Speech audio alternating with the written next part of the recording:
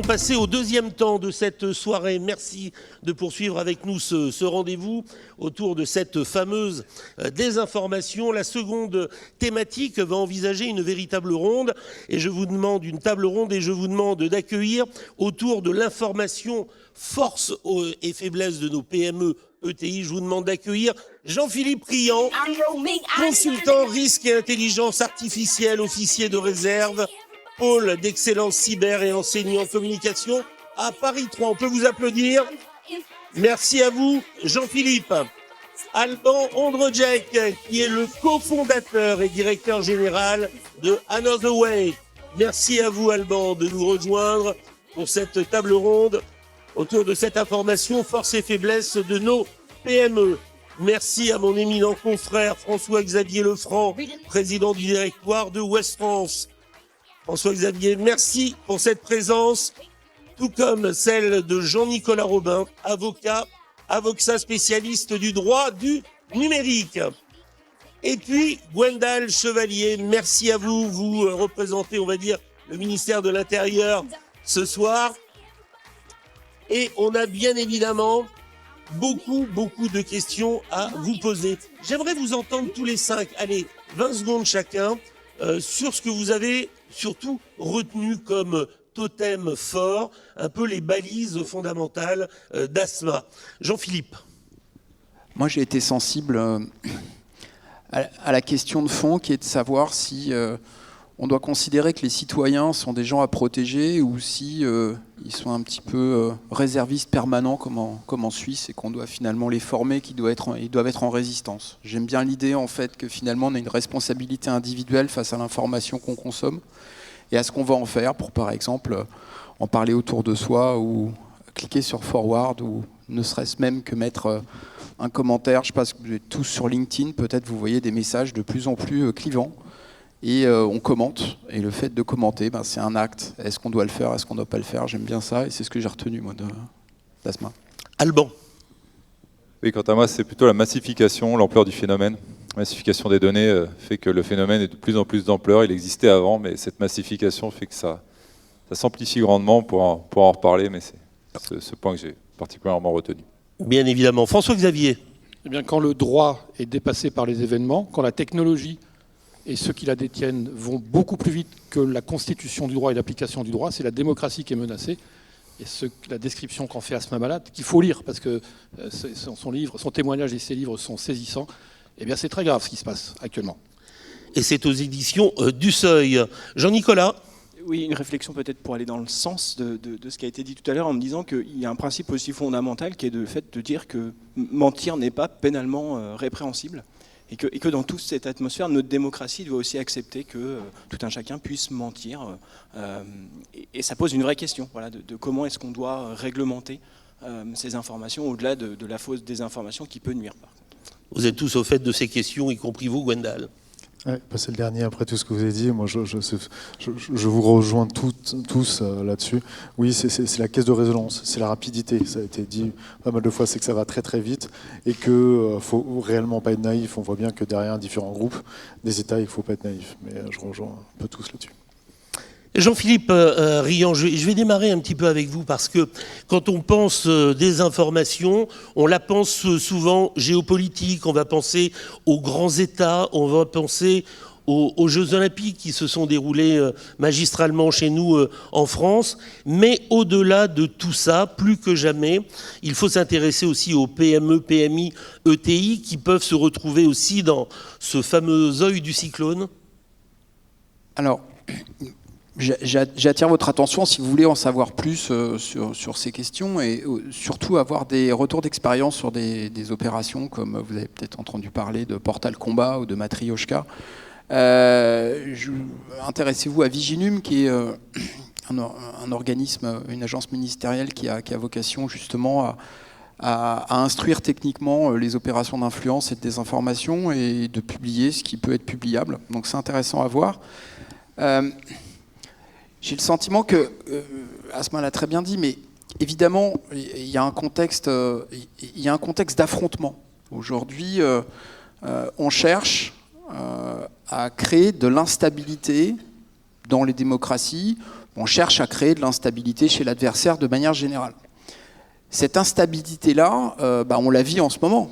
Vous en parliez très bien dans votre introduction. On est en pleine période d'instabilité et ça, c'est alimenté par des discours qui sont des discours qui, effectivement, passent par les réseaux sociaux, mais pas que, et qui vont faire que on va à un moment être dans des situations où prévoir devient compliqué, où se faire confiance devient compliqué.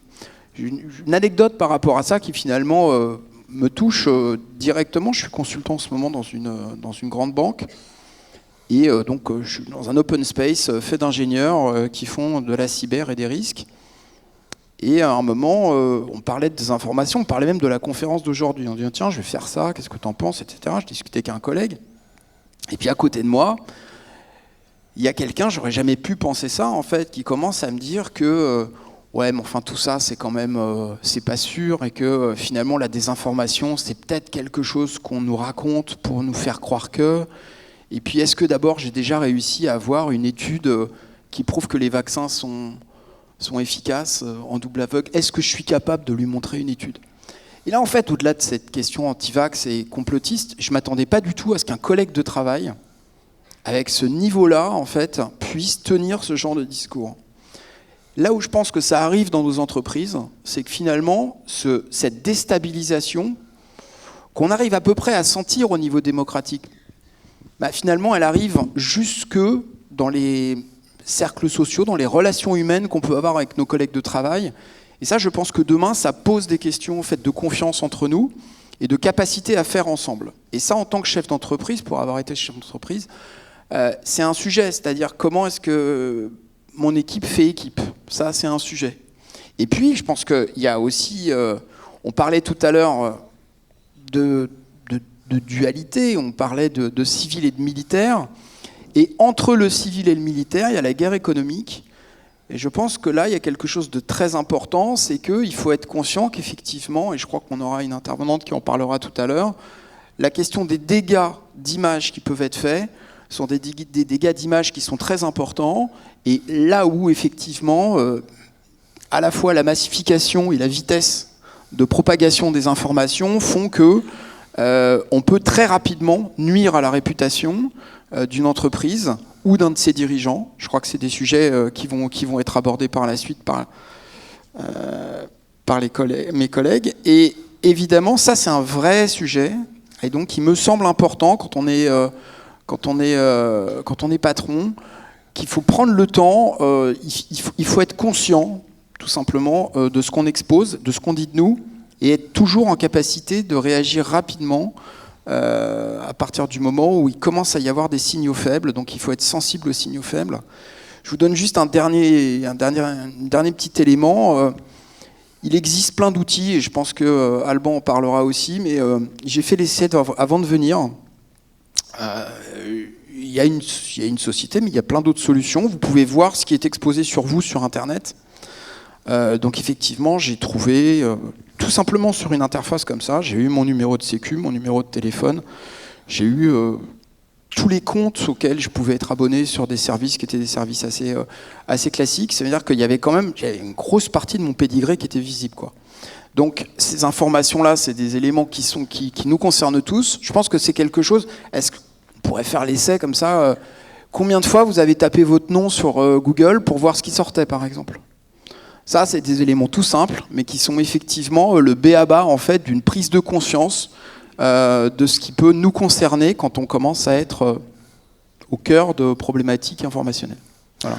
Justement, Alban Andrzejek, vous dites souvent on nous connaît de mieux en mieux, et comme vient de le dire Jean-Philippe, pratiquement toutes les données sont connues. Ça fait un peu froid dans le dos, et c'est là que vous pouvez intervenir. Oui, on nous connaît de mieux en mieux. Alors, pour une petite anecdote, j'ai servi dans l'État il y a quelques années, quelques services, et dans ces années-là, c'était le Web 2.0. Alors, certains vont sourire, c'était l'année des copains d'avant, des Viadeo, des Viaduc et compagnie, des Facebook et autres. Puis on commençait à voir tout le monde dire, bah tiens, moi mes centres d'intérêt c'est ça, voilà, j'ai 2 enfants, je suis jamais allé en Russie, j'aimerais aller en Russie, etc. Puis j'aimerais changer de travail, etc. On dit tiens, c'est intéressant. En fin de compte, les gens commencent à mettre des choses sur Et en fin de compte, si on revient à la désinformation, pour désinformer quelqu'un, il faut déjà un peu connaître ses centres d'intérêt. Si je sais qu'il a des sujets écologistes, si je sais qu'il est pour tel ou tel parti, etc., je vais pouvoir m'inspirer en fin de compte de ce qu'il est, de ce qu'il croit déjà à la base, pour pouvoir avoir un peu renforcer un peu sa croyance et pouvoir adapter mon message. Et on s'aperçoit que, Asma en parlait tout à l'heure, et on va revenir juste un petit peu après, mais c'est quand on a toutes ces fuites de données, vous avez entendu parler de Noroto, Free, Boulanger, Cultura, j'en passe et des meilleurs, quand on a ces rançongiciels ou ransomware qui attaquent les entreprises, qui vont se nourrir aussi de données, toutes ces données aussi vont alimenter en fin de compte la connaissance que l'on a sur nous déjà, individus, et aussi vous en tant qu'individu et dirigeant de société. Je prends un exemple. Il y avait une fuite assez connue, alors ça peut peut-être faire sourire pas mal de monde, mais Ashley Madison. Ashley Madison, c'était une sorte de site pour en fin de compte, un site de rencontre. Lors d'un conseil d'administration, un comité de direction, pardon. Et le RSSI dit voilà, écoutez, il y a une fuite de données, vous êtes dans les fuites de données, vos mails professionnels sont dans les fuites de données, on a votre mot de passe, etc. Bon, quel site? Ashley Madison, très bien. Sauf que le patron avait autour de la table son beau-fils, son gendre. Et il a appris en séance que le gendre trompait sa propre fille. Voilà. Donc ça a un petit peu déstabilisé l'entreprise. Et je vous en passe d'autres. Mais lorsqu'on a des choses sur vous qui peuvent vous déstabiliser, forcément ça va créer de la déstabilisation ou de la désinformation.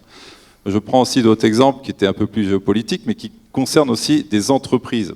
Des ransomware, par exemple. Au début de l'invasion de la Russie en Ukraine, il s'avère qu'un des groupes ayant fait allégeance à la Russie dit « Regardez, j'ai une liste, avec un Excel, de méchants Français travaillant, de méchants ingénieurs français travaillant pour le sol de l'armée de l'air ukrainienne, et puis ils ont mis une photo de moteur à côté d'avion. En l'occurrence, on faisait un Google Reverse, c'était un moteur d'Antonov.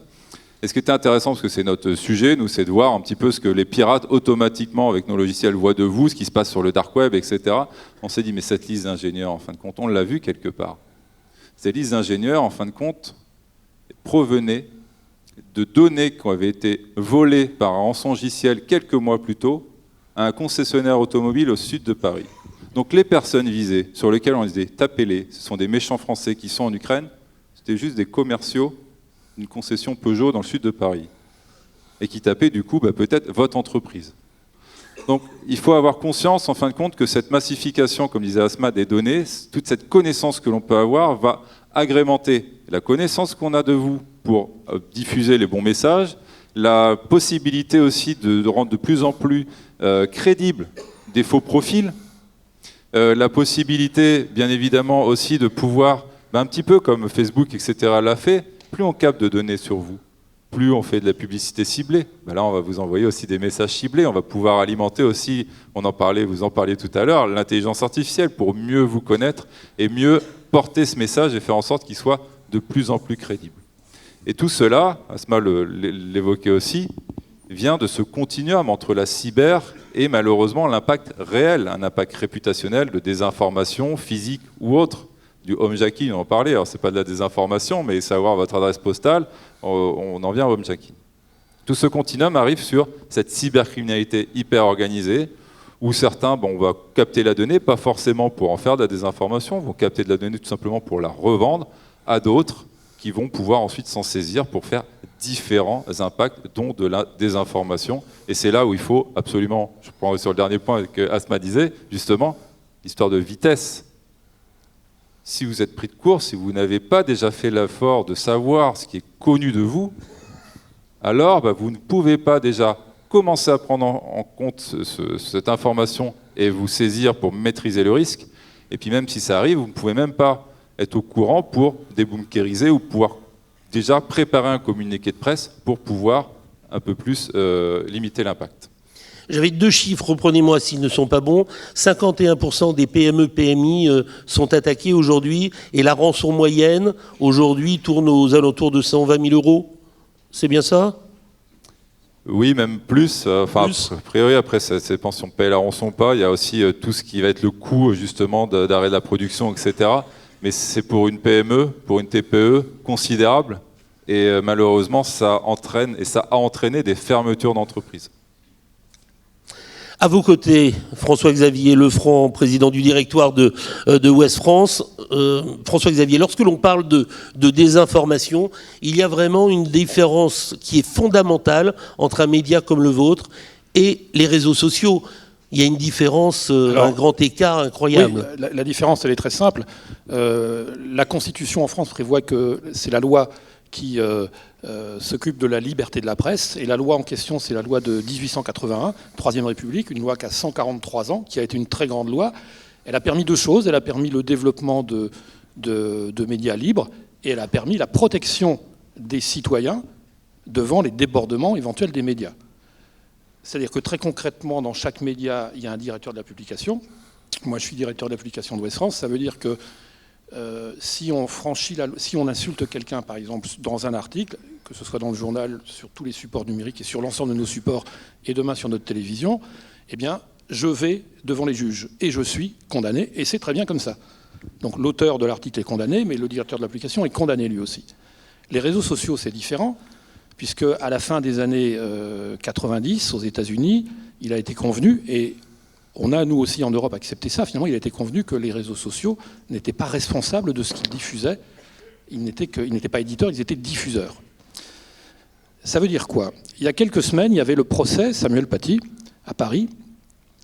Et donc, toute cette affaire malheureuse a été rappelée. Et pendant la première journée, pendant presque une journée entière, les magistrats ont raconté comment les réseaux sociaux ont diffusé, comment sur les réseaux sociaux ont été diffusées des menaces de mort, visant le professeur qui a finalement été assassiné, des vidéos. Dans plein d'affaires de terrorisme, et les plus récentes, il y a toujours eu avant un travail de diffusion de menaces, de vidéos de menaces, de harcèlement pour nourrir ces actes terroristes.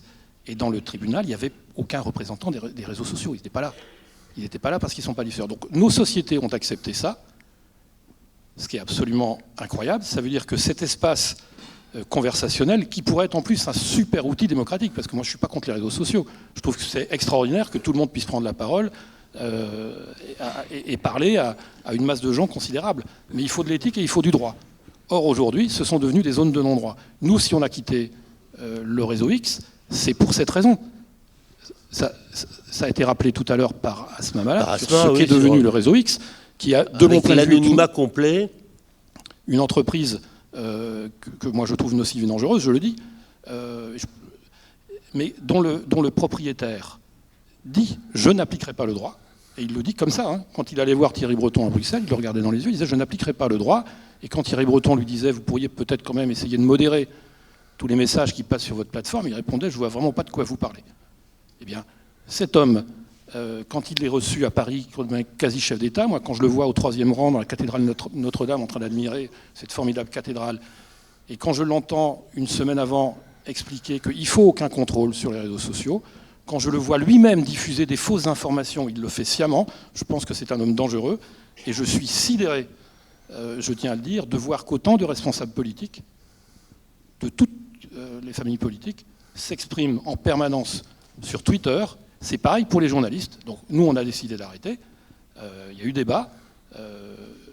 Et je pense qu'on ne peut pas être pour l'information vraie. On ne peut pas vouloir se battre contre la désinformation. On ne peut pas pouvoir se battre contre la démocratie et nourrir la bête. Ça, c'est pas possible. Voilà. Donc on a fait ce choix-là. Alors, il y a beaucoup de chefs d'entreprise dans la salle. Moi, je suis à la tête d'un directoire où on traite ces questions-là en permanence. Si l'une des personnes dans la salle décidait de ne plus appliquer le droit, elle serait vite rattrapée par la patrouille. Mais là, Elon Musk, l'homme le plus riche du monde, qui va jouer aujourd'hui un rôle politique extrêmement important, dit « je n'appliquerai pas le droit ». Et nous l'acceptons. Je ne sais pas s'il est trop tard, mais je pense qu'il est grand temps que chacune et chacun, là où il est, s'élève contre ça. Et je pense qu'il y a aujourd'hui un combat politique à mener, parce que sinon nos démocraties vont finir par terre. Ça a commencé. On a parlé de ce qui s'est passé en Roumanie l'autre jour. Nous, on a des élections importantes dans 2 ans. D'ici là, il y aura eu beaucoup de dégâts. Est-ce qu'on va continuer à accepter ça? Eh bien voilà. Je pense que c'est pas possible de continuer comme ça et il faut s'arrêter. Et je le redis, moi j'en veux beaucoup aux politiques de ne rien avoir à dire sur le sujet. Il y en a qui prennent le sujet à bras-le-corps. L'Europe a pris ça à bras-le-corps. Les réglementations du DSA, du DMA, c'est malgré tout des avancées. Les réglementations sur le respect des données, on le doit à l'Europe. Mais quand je vois autant de politiques, moi, à chaque fois que je vois des responsables politiques, je leur pose la question. Et la plupart du temps, c'est un non-sujet. Eh bien, c'est très grave. Je pense que c'est très grave. J'ai 2 questions avec une réponse rapide pour vous, François-Xavier. Au sorti du Covid, votre groupe a subi une attaque cyber. On a tenté de vous déstabiliser. Comment avez-vous fait face? En fait, on a subi ce que beaucoup de gens beaucoup d'entreprises connaissent, donc une attaque avec une demande de rançon. Je voudrais d'abord dire qu'on a pu mesurer à ce moment-là l'extraordinaire réseau de compétences dans des entreprises privées, dans des services de l'État, sur qui on a pu s'appuyer pour sortir de l'ornière, parce que je peux vous assurer que les premières heures, on se demandait si tout n'allait pas s'effondrer. Enfin, les premières heures, elles sont terribles. On n'a pas toutes les informations, et très vite, on a pu s'appuyer sur des services compétents. Je veux le dire parce qu'en plus, il y a ici en Bretagne un réseau extraordinaire de compétences, et il faut vraiment s'en féliciter. Les services de l'État ont été là. Et puis surtout, une fois qu'on en est sorti, il nous a semblé important de témoigner. Donc Louis Echelard, qui présidait le directoire de WestFrance à l'époque, s'était exprimé publiquement pour expliquer ce qui s'était passé, pour aussi échanger toutes les informations qu'on avait avec un maximum de responsables d'entreprise, pour inciter tout le monde à prendre toutes les mesures de précaution en amont, à ne jamais céder aux demandes de rançon, à faire confiance aux spécialistes, et il y en a de très haut niveau.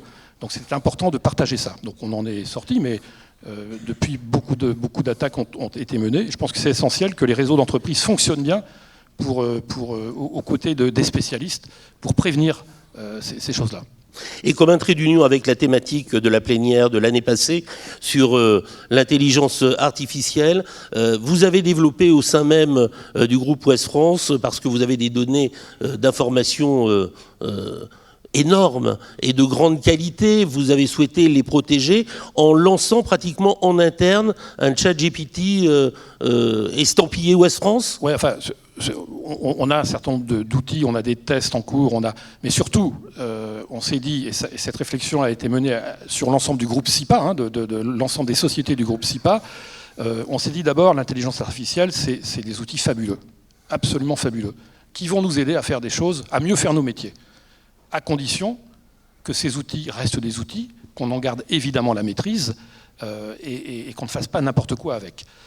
Donc on a abordé le sujet de cette façon-là, et puis ensuite, comme tout le monde, on fait des tests, et puis on verra ce que donnent les tests, et puis quand les tests donnent des résultats, on les mettra en application. C'est une aide à faire notre métier. Si je prends le cas par exemple des journalistes, l'intelligence artificielle ne remplacera jamais les journalistes, et pour une bonne raison. C'est que le journaliste, c'est pas d'aligner les mots les uns après les autres, ça les machines savent le faire. Le journaliste, c'est d'avoir un esprit critique, c'est d'être capable de faire des analyses, c'est d'être capable d'aller chercher des informations qui ne tombent pas, qui n'ont jamais été publiées. Or, l'IA, par principe, elle travaille une matière qui existe déjà. Voilà. Donc, mais en revanche, c'est un outil qui sera une aide aux journalistes et qui permettra de libérer du temps pour réinvestir ce temps sur le terrain. C'est-à-dire, je sais pas, aller voir les entreprises, aller rencontrer les professionnels, aller comprendre la vie, la vraie vie. Ça demande du temps, le journalisme. C'est ce temps-là qu'on va pouvoir préserver grâce à l'intelligence artificielle qui pourra assurer un certain nombre de tâches répétitives qui parfois demandent du temps et qui peuvent être faites très facilement. Aujourd'hui, si on veut traduire un texte, ça se fait facilement. Si on fait un résumé de texte, il n'y a pas besoin de journaliste pour ça. Il faut un journaliste pour relire, évidemment. Mais voilà, donc on va, comme tout le monde, essayer de tirer le meilleur de ces outils qui offrent de belles opportunités, qui sont aussi porteurs de menaces lourdes, voire existentielles. Il ne faut quand même pas non plus l'oublier, puisque ça peut être aussi des outils formidablement terrifiants de désinformation, de fabrique de fausses informations. Alors quand en plus ces outils-là sont utilisés par des responsables politiques, économiques, de très haut niveau, voilà, là on se dit que ça va pas. Donc il faut que tout ça soit régulé par le droit, par l'éthique, que ces outils-là restent des outils et qu'on essaie d'en tirer le meilleur. C'est ce qu'on essaie de faire. Alors, régulé par le droit, c'est justement la question qu'on a envie de vous poser. Maître Jean-Nicolas Robin, vous êtes avocat spécialiste du droit du numérique chez Avoxa. Le droit aide-t-il les entreprises à se prémunir de toutes ces attaques ? Alors, ce qui est vrai, c'est qu'il y a beaucoup à écrire. C'est vrai. Ce qui est vrai, c'est que l'Europe est vue comme l'autorité régulatrice, alors que l'innovation serait une innovation américaine. Bon. Mais ce qui est aussi vrai, c'est que j'étais pas né, et vous aussi, vous non plus plutôt, mais au 19e siècle, il y a eu déjà ces questions à propos de l'industrialisation, etc. Donc ces défis-là, on va réussir à réguler. Ce qui est vrai aussi, c'est que le droit fonctionne aussi pour la désinformation. Et ce qu'on a tendance à oublier, c'est que dans nos entreprises, notre force, c'est l'information, c'est aussi comment vous avez obtenu et comment vous véhiculer l'information. Et ça passe par le droit, ça passe par vos contrats, ça passe par la confiance avec vos partenaires, ça passe avec l'analyse de nos partenaires, etc. Et tout ce travail, c'est pas du contrôle, c'est de la vigilance vis-à-vis d'informations qui arriveraient et qui seraient des fausses informations. Typiquement, le RIB qu'on envoie par mail, c'est fini. C'était bien en 2000, c'était peut-être bien en 2010, je ne sais pas. En 2024, en 2025, avec les risques que l'on sait, les usurpations de RIB, etc., ce n'est plus possible. Nous, quand on est avocat et qu'on intervient en cyberattaque, qu'on nous dit on vient de se faire escroquer 200 000 euros, comment ça s'est passé ? On a envoyé un mail et puis on n'a jamais reçu finalement le retour. C'est cette pratique qu'il faut changer. Voilà. Alors, qu'il faut changer quand on n'a pas encore eu la cyberattaque. Et puis quand on l'a eu, quand on a eu cette fraude, quand on a été victime, parce que dans le parcours d'un entrepreneur, dans le parcours d'une entreprise, je pense que si je vous ai donné la main, il y en a beaucoup qui ont vécu, qui vivent ou qui vont vivre un incident de cybersécurité, donc une situation de désinformation. C'est là où il faut parler. Le témoignage qu'on vient d'entendre, il est assez exemplaire. C'est-à-dire, c'est pas une honte. On sait que ça va arriver. Vous savez, vous avez un incident dans un bâtiment, vous avez un incendie. Vous n'allez pas tout faire pour le cacher, vous allez communiquer, vous allez dire voilà ce qui m'est arrivé, voilà pourquoi mes employés sont au chômage partiel pendant quelques jours. Pour une cyberattaque, c'est la même chose. C'est-à-dire que pour une atteinte à l'information de la société, c'est la même chose. La première crainte d'une société, c'est le premier risque, c'est le risque de désinformation, d'atteinte à l'information. Donc, c'est d'en discuter. Effectivement, le 17 cyber qui va ouvrir le 18 décembre prochain, on appelle, on demande, il y a des CSIRT régionaux, donc il y a le CyberBrace qui existe, etc. On prend contact. Et ça, c'est quand on est en répression, sachant que ce qui a changé fondamentalement depuis les 5-6 dernières années, post-Covid, c'est la création de parquets spécialisés, de magistrats spécialisés. Et même s'il y a, je ne crois pas, de magistrats dans la salle, je peux vous dire que nous, on est souvent de l'autre côté de la barre, on est tout le temps de l'autre côté de la barre, on voit quand même une prise de connaissance de ces sujets par les magistrats. Et on a des actions judiciaires, on a des actions non pas contre le grand cybercriminel biélorusse ou russe qu'on n'arrivera pas à avoir, mais des actions en responsabilité contre des partenaires qui n'ont pas bien été regardants sur la situation et qui ont laissé fuiter, contre des sous-traitants, contre des co-traitants, etc., etc. Ce que je veux dire par là, c'est que juridiquement, on ne va pas réinventer la roue. Il y a plein de choses qui fonctionnent déjà très bien. Vous connaissez toutes ces choses. Vous avez tous les ans un point avec votre assureur pour savoir votre RCP Pro, etc., etc. Mais la prochaine fois que vous avez ce point avec votre assureur, quand vous l'aurez au téléphone, vous lui demanderez et ma cyberassurance. Et si demain j'ai une atteinte à l'information ? Et si demain, et si lundi, quand j'arrive au travail, je ne peux plus allumer l'ordinateur ? Qu'est-ce qu'on fait ? Comment vous pouvez m'aider ? Et comment mes conseils, mon expert comptable, mon avocat, mon expert cyber, si j'en ai un, peut m'aider pour que quand ça arrive, parce que ça va arriver, au moins j'ai une maturité un peu plus supérieure, je sache où et comment je peux réagir. Ça c'est, à mon avis, fondamental pour notre tissu économique. Les indemnisations sont faciles à obtenir ou pas ? Ça dépend ? C'est un peu ce que disait Alban tout à l'heure. Ça va dépendre de quoi on parle. Est-ce qu'on parle de l'indemnisation de la perte de chiffre d'affaires générée par l'arrêt des services ? La doctrine aujourd'hui officielle et qu'on peut partager, c'est qu'on ne paye pas la rançon. Mais il y a des situations, vous savez, quand vous êtes conseil et on vous dit, moi, si je ne paye pas la rançon, si je ne paye pas les 25 000 euros qu'on me demande, moi, je ferme la porte parce que je n'ai pas de serveur de sauvegarde, j'ai rien d'autre. Tout a été pris par mon cybercriminel. Donc, les cyberassurances sont en train de maturer. On n'a pas d'assureur ici, mais en tout cas, c'est en train d'augmenter. Mais pour obtenir une cyberassurance, il faut avoir une première maturité technique, maturité organisationnelle, et puis forcément une maturité juridique. Si vous dites à votre assureur, moi je tape dans la main de tout le monde et ça va bien, il n'y a pas de problématique, tout se passe très bien. Là, votre assureur va peut-être vous dire, il va falloir faire des contrats, faire des garanties, des clauses d'audit, enfin plein de choses techniques, pour s'assurer de quoi? Non pas pour mettre la défiance, mais pour se dire que demain, quand il se passera quelque chose, on aura une partie de notre bande passante qui sera préservée parce qu'on aura prévu un certain nombre d'éléments. Un prolongement, Jean-Philippe? Oui, là finalement, Jean-Nicolas parle beaucoup de cyber et il a raison. D'ailleurs, au pôle d'excellence cyber, je représente le groupe de travail sur la lutte contre la manipulation de l'information, au cœur finalement d'un organisme qui s'occupe de cybersécurité. J'ai l'impression que à un moment, on avait des directeurs informatiques, des responsables informatiques, et puis on leur a dit « Oulala, ça y est, maintenant qu'on est en réseau et qu'on est en réseau ouvert, il va falloir qu'on s'occupe de sécurité. » Et donc on a créé les RSSI, il a fallu qu'on s'occupe de sécurité informatique. Moi, ce que je voudrais vous laisser comme message ce soir, c'est que vous avez un responsable de la communication, il faut qu'il fasse la même bascule.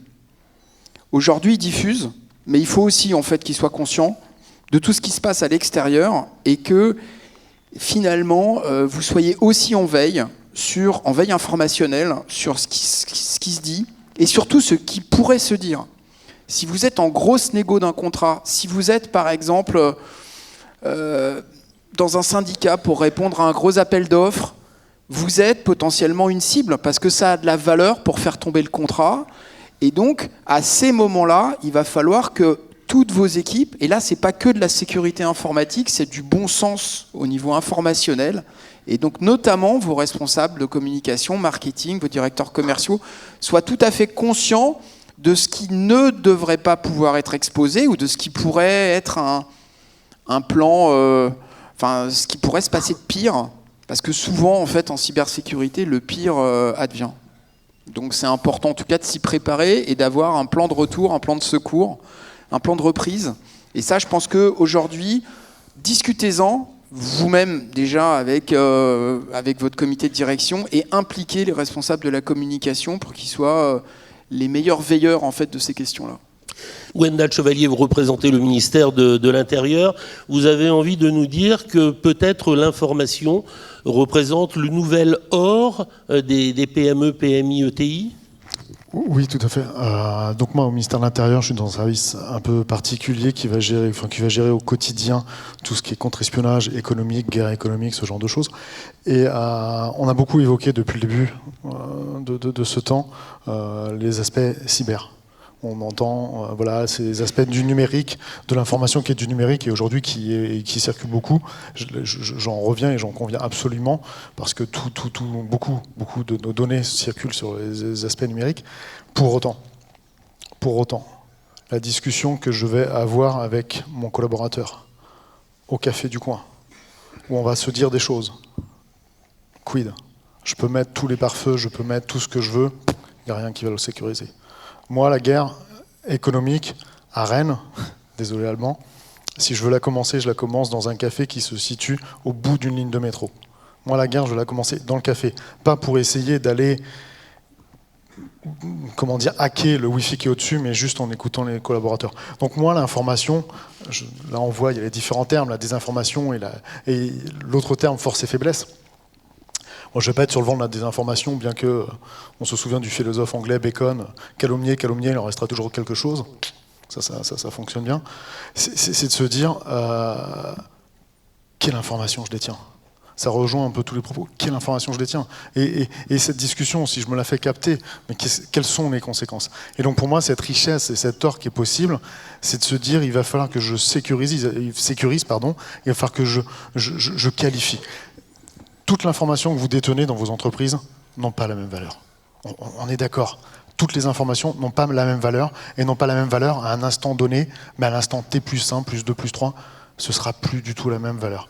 Donc l'importance, c'est que chacune dans son entité, chacun à son poste, se dise mais ça vaut quoi ce que j'ai là ? Qu'est-ce qui se passe si à un moment on me capte, si on me vole, si on utilise cette donnée-là ? Qu'est-ce qui se passe ? il se passera rien, il se passera quelque chose, c'est grave. Est-ce que je suis prêt? Est-ce que je suis préparé à ça ou pas? Ça, c'est vraiment pour moi crucial que ce travail. Parce que l'information, oui, elle est sur nos numériques, oui, elle est sur nos réseaux, mais l'information, elle est vraiment protégée sur nous.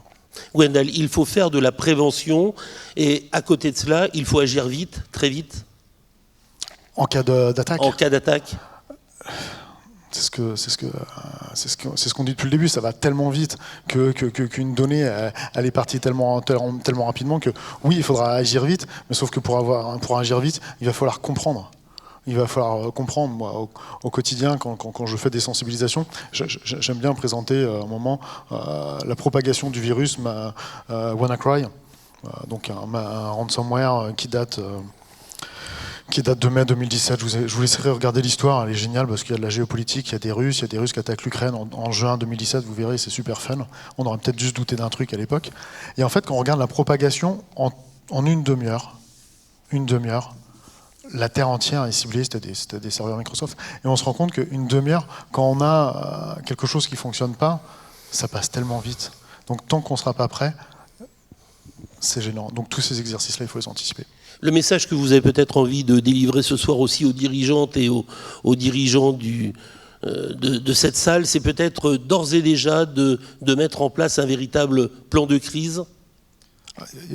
C'est indispensable. Je pense qu'à travers tous nos témoignages, à travers les propos introductifs... Je ne veux pas plomber l'ambiance, mais... C'est de se dire un moment, de toute façon, les probabilités, les risques, peu importe le terme que l'on emploiera, que ça arrive, sont quand même assez élevés.